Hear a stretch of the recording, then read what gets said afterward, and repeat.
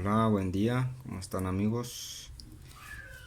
En este caso, este día estamos haciendo este cambio de capacitores. Son de 45 capacitores de 45 microfaradios. El problema aquí fue que se arruinaron.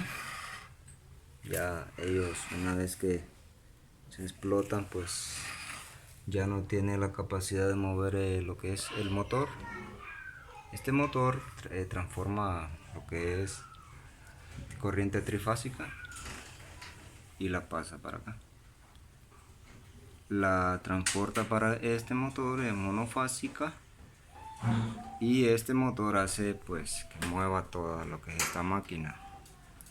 Esta es una máquina de imprenta.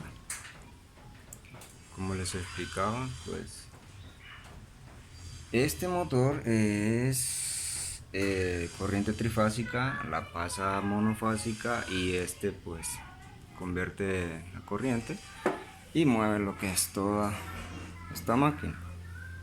Esta es una máquina impresora. Entonces esa es pues la lección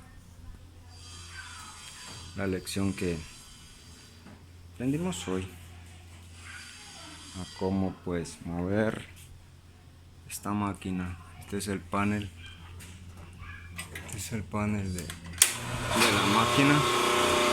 Movieron ahí a mi chucho, mi perro. Ahí ya está trabajando lo que es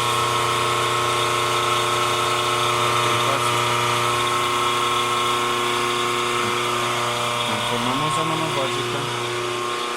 Aquí arrancamos lo que es la máquina.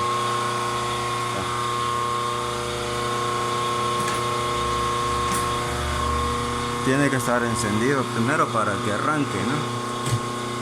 Ahí está encendido. O sea, aquí arranca la máquina.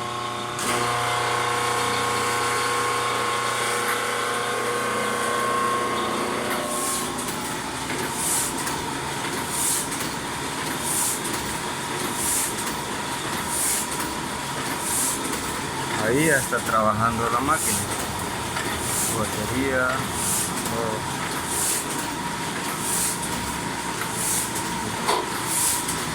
Ahí ya hizo cambio de fase, motor trifásico.